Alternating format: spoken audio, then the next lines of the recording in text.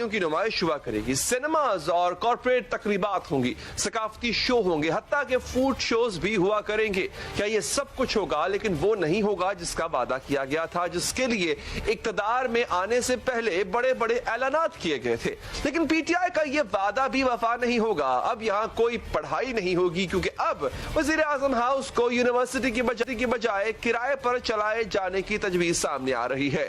وزارت ہاؤسنگ کی جانب سے دی گئی تجویز کے مطابق وزیر اعظم ہاؤس میں مقامی اور عالمی فوڈ، فیشن، ثقافتی تقریبات اور ونٹیج گاڑیوں یعنی پرانی گاڑیوں کی نمائش کرائی جائے گی۔ اعلیٰ سطح کی سفارتی تقریبات اور سینماز بھی وزیر اعظم ہاؤس میں ہوں گے۔ پرائم منسٹر ہاؤس کی تجارتی استعمال کے لیے 2 کمیٹیاں تشکیل دی جائیں گی جو سیکیورٹی اور ڈسپلن برقرار رکھنے کی ذمہ دار ہوں گی۔ وزارت ہاؤسنگ کی جانب سے دی گئی یہ تجویز آج وفاقی کابینہ کے اجلاس کے ایجنڈے میں شامل تھی، لیکن آج اس پر بات نہیں ہوئی۔ لیکن جیسے ہی کابینہ اس تجویز کی منظوری دے گی، اس کے بعد وزیر اعظم ہاؤس کرائے پر دستیاب ہو جائے گا۔ پرائم منسٹر صاحب کا جو پروگرام تھا جس میں کہ یہ جو تجویز آئی تھی کہ یہ پرائم منسٹر ہاؤس کو جو ہے وہ اوپن کیا جائے پرائیویٹ فنکشنز کے لیے، اس کو فی الحال مؤخر کر دیا گیا ہے۔ لیکن سوال یہ ہے کہ اگر وزیر اعظم ہاؤس کے ساتھ یہی کچھ کرنا تھا تو یونیورسٹی بنانے میں کیا مسئلہ تھا؟ وزیر اعظم عمران خان نے 19 اگست 2018 کو کہا تھا کہ میری سوچ ہے کہ ہم وزیر اعظم ہاؤس کو ایک اعلیٰ قسم کی یونیورسٹی بنائیں گے اور یہاں دنیا کے بڑے بڑے اسکالرز بلائے جائیں گے۔ تو کیا اب وزارت ہاؤسنگ کی تجویز وزیر اعظم عمران خان کی سوچ سے بہتر ہو گئی؟ خبر یہ ہے کہ یونیورسٹی کے لیے وزیر اعظم ہاؤس کی بجائے وزیر اعظم ہاؤس کے پیچھے موجود 100 ایکڑ اراضی کو استعمال کیا جائے گا۔ بات اگر سرکاری رہائش گاہوں کی کمرشل استعمال کی ہے ناظرین، تو پھر بیوروکریسی کے اعلیٰ افسران کی بڑی بڑی سرکاری رہائش گاہوں پر بھی سوال اٹھتا ہے، جہاں صرف ایک افسر کو کئی ایکڑ، کئی 100 کنال کا سرکاری بنگلہ دیا جاتا ہے، 200 کنال کے سرکاری گھر ہیں جہاں صرف ایک افسر رہ رہا ہے۔ ہم نے صرف پنجاب کے چند انتظامی افسران کی سرکاری رہائش گاہوں کی تفصیل اکٹھی کی ہے ناظرین، جس کے مطابق آئی جی پنجاب 2 ایکڑ یعنی 16 کنال کے گھر میں رہ رہے ہیں۔ سی سی پی او کمشنر اور ڈپٹی کمشنر لاہور کی سرکاری رہائش گاہیں 1 ایکڑ کی ہیں۔ گجرانوالہ میں کمشنر کے لیے 3.5 ایکڑ، چیف پولیس آفیسر کے لیے 3 ایکڑ اور ڈپٹی کمشنر کے لیے 8 ایکڑ یعنی 72 کنال کی سرکاری رہائش گاہ موجود ہے۔ فیصل آباد ضلع کا ڈپٹی کمشنر 6 ایکڑ یعنی 48 کنال کے بنگلے میں رہتا ہے اور ڈی پی او کو 4 ایکڑ یعنی 36 کنال کی سرکاری رہائش گاہ ملی ہوئی ہے۔